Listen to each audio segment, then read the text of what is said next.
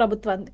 So దాని గురించి ఇంకొక మూడో అంచెల అవినీతి ఏంటి అంటే, లాస్ట్ వన్ ఏంటి అంటే, మనం చూసుకున్నట్లయితే ఇందాక ఇప్పుడు మనం డిస్కస్ చేసుకుంటున్న 18,000 కోట్ల రూపాయలు అంటే 99,000 రూపాయల ట్రాన్సాక్షన్ జరిగితే 18,000 కోట్ల రూపాయలకి లెక్కాపత్రం లేదు.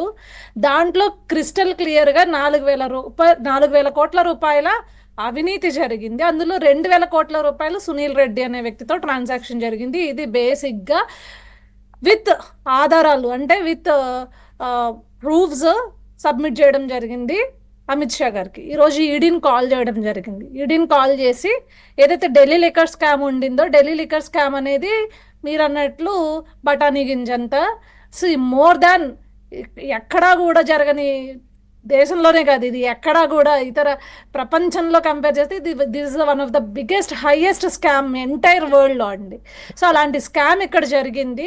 సో దయచేసి ఈడీని కాల్ ఫర్ చేసి దీనికి సంబంధించిన ఆధారాలు నా వరకు ఉన్నదంతా ఇస్తున్నాము. ఇక్కడ స్టేట్ గవర్నమెంట్ కూడా సెంట్రల్ గవర్నమెంట్కి మేము ఎంతవరకు వీలైతే అంతవరకు మేము సహాయ సహకారాలు అందించడానికి, పూర్తిగా ఎవిడెన్సెస్ని సేకరించడంలో కానీ మేము రెడీగా ఉన్నాము అని చెప్పేసి స్టేట్ గవర్నమెంట్ కూడా ఇచ్చింది.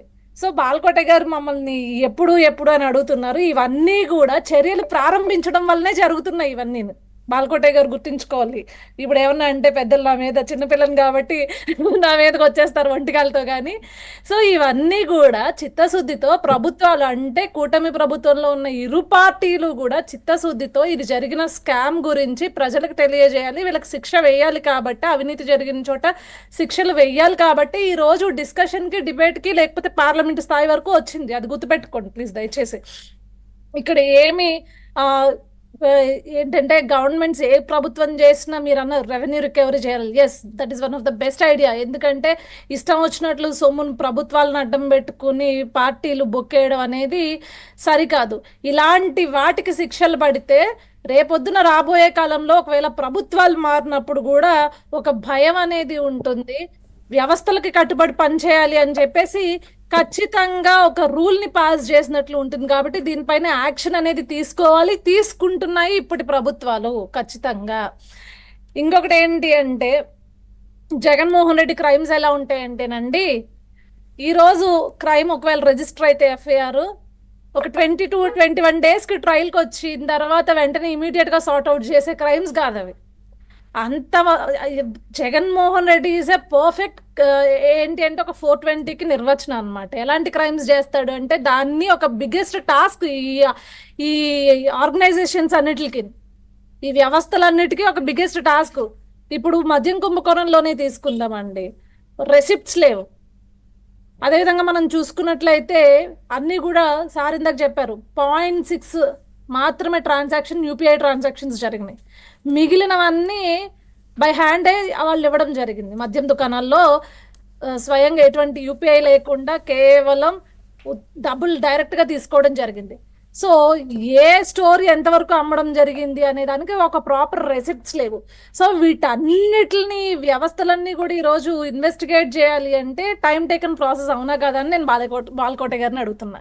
ఎందుకంటే నేను బిజినెస్ ఉమెన్ కాబట్టి నాకు తెలుసండి, ఏదన్నా ఒక స్టోర్ కనుక ప్రాపర్ అకౌంట్ మెయింటైన్ చేయకపోతే దానికి సంబంధించి ఆ అకౌంట్స్ డీటెయిల్స్ తీయడానికి ఎంత టైం టేకన్ ప్రాసెస్ అనేది నాకు తెలుసు. కాబట్టి అకౌంట్ మెయింటైన్ చేశారు. అది ఏం అకౌంట్, వాళ్ళకి ఎంత రావాలి, ఇక్కడ వాళ్ళు చెప్పినటువంటి వాళ్ళు రిఫర్ చేసిన బ్రాండ్ ఎంత అమ్ముడు పోయింది, దాంట్లో ఆ కంపెనీ నుంచి ఎంత మాకు రావాలి, దీనికి సంబంధించి చాలా పక్కాగా వాళ్ళు దానికి సంబంధించినవి చేసుకున్నారు. నేను వాళ్ళ అకౌంట్స్ గురించి మాట్లాడలేదు. నేను అంటే దానికి చేశారు, రెగ్యులర్ గా ఉండాల్సింది మర్చిపోయి వదిలేసి అవి చేసుకున్నారు. ఏమంటున్నా అంటే ఎన్ని వేల కోట్ల రూపాయలకి మద్యం తయారీ కాబడింది, ఎన్ని వేల కోట్ల రూపాయలు అమ్మబడింది, దానికి సంబంధించిన లెక్కాపత్రాలు ఏవి ఈ రోజు సరైన అకౌంటబిలిటీ మెయింటైన్ చేయలేదు ప్రభుత్వం. సో ఈ అకౌంట్స్ అన్నిటిని ట్రేస్ అవుట్ చేసి ట్రాక్ చేయడానికి డెఫినెట్లీ టైం పట్టే పరిస్థితి ఉంది. కాబట్టి 9 నెలలు టైం తీసుకుని ఈరోజు ప్రాపర్ ఇన్వెస్టిగేషన్స్కి రెడీగా మేము 2 ప్రభుత్వాలు ఉన్నప్పుడు మిథున్ రెడ్డి లాంటి వాళ్ళు మరి ఎందుకు భయపడి ఏకంగా నన్ను అరెస్ట్ చేయొద్దు అని చెప్పేసి హైకోర్టులను ఆశ్రయించారు అనే దానిపైన ఇక్కడ చర్చ జరగాలి. ఇప్పుడు ఏంటంటే అంత భయం, ఈరోజు నువ్వు ఏ తప్పు చేసావని ముందస్తుగానే నీ పేరు మీద ఎఫ్ఐఆర్ రాకుండానే కనీసం నీ పేరు పై నిన్ను అరెస్ట్ చేస్తారనే వాసన నీకు ఎట్లా వచ్చింది?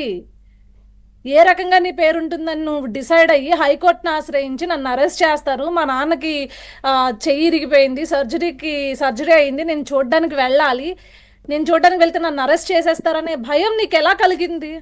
మీరు అన్నట్లు నిజంగానే గుమ్మడికాయ దొంగల్లాగా భుజాలు ఎందుకు తడుముకుంటున్నారు వీళ్ళు ఏ తప్పులు చేయకపోతే కనుక? Same sir, similar. ఈ చిలకలూరుపేట రజనీ గారు, విడుదల రజనీ గారి ఇన్సిడెంట్, ఇది కూడా ఇప్పుడు మిథున్ రెడ్డి గారి ఇన్సిడెంట్ సేమ్. చేసిన అవినీతి అంతా చేసేసారు. ఈరోజు వీళ్ళకి ఇన్వెస్టిగేషన్ జరుగుతూ ఒక డెఫినెట్గా ఎఫ్ఐఆర్ ఫైల్ అవుతుంది అనే పొజిషన్లో లాలూచీ పడదామని ట్రై చేస్తున్నారు అనమాట. దీన్ని డ్రాగ్ చేయడానికి, అంటే వాళ్ళకి వ్యవస్థలో లూప్ హోల్స్ ఎక్కడున్నాయి, ఎలా డ్రాగ్ చేయాలి, వ్యవస్థల్ని అడ్డం పెట్టుకుని ఈ కేసెస్ని ఎట్లా డ్రాగ్ చేయాలి అనడానికి నెంబర్ 1 రీసెర్చ్ చేసి వీటిలో వీళ్ళకి నిజంగా ఒక డాక్టరేట్ ఇవ్వచ్చు సార్. మొన్న అతను ఉన్నాడు కదా దువ్వాడ శ్రీనివాస్, డాక్టరేట్ వచ్చింది కదా, మేబీ ఇలాంటి వాటి గురించే డాక్టరేట్ వచ్చి ఉంటుంది. వాళ్ళు ఇలాంటి విషయాల్లో డాక్టరేట్ సంపాదించుకోగలిగేంత చదివేసి ఉంటారు వీళ్ళు. ఎందుకంటే వాళ్ళకి బాగా తెలుసు ఎక్కడ ఏ బటన్ నొక్కితే లేట్ అవుతుంది, ఎక్కడ ఏ బటన్ నొక్కితే మనము ఇప్పుడు కోర్టులకు అటెండ్ అవ్వక్కర్లేదు, ఎక్కడ ఏ బటన్ నొక్కితే మనము కోర్ట్స్ని కూడా మనము బురిడి కొట్టించవచ్చు, ఇట్లాంటివన్నీ జ్యుడిషియల్ని కూడా బురిడి కొట్టించే స్థాయిలో వీళ్ళు చదివేశారు సార్ మొత్తానికి. సో ఆ ప్రాసెస్లో ఏమన్నా లేట్ కనుక అవుతుందేమో తప్పించి, తప్పకుండా దీంట్లో కాంప్రమైజ్ అయిపోయి డెఫినెట్గా ప్రజల్ని మోసం చేసే పరిస్థితుల్లో అయితే ఇప్పుడు ఉన్న కూటమి ప్రభుత్వం లేదు. దానికి విజిబిలిటీ కనిపిస్తూనే ఉంది. ఎప్పటికప్పుడు దేనిపైనైనా సరే ఎవరు ఏ తప్పు చేస్తున్నా, ఏ నాయకుడు గతంలో తప్పు చేస్తున్నా వాళ్ళందరిపైన చర్యలు తీసుకుంది. ఇప్పుడు కూటమి ప్రభుత్వంలో ఎవరైనా ఒకవేళ పొరపాటున నాయకులు నోరు జారుతున్నా, లేకపోతే అవినీతి చేద్దామని చూస్తున్నా కూడా వాళ్ళపైన కూడా ఒక ట్రాక్ చేస్తూ వాళ్ళని కూడా ఇమీడియట్గా వాళ్ళని కరెక్ట్ చేయడం, లేకపోతే వాళ్ళకి వార్నింగ్స్ ఇవ్వడం లాంటివి జరుగుతుంది. అది గత ప్రభుత్వంలో జరగలేదు కాబట్టి ఇంత స్థాయిలో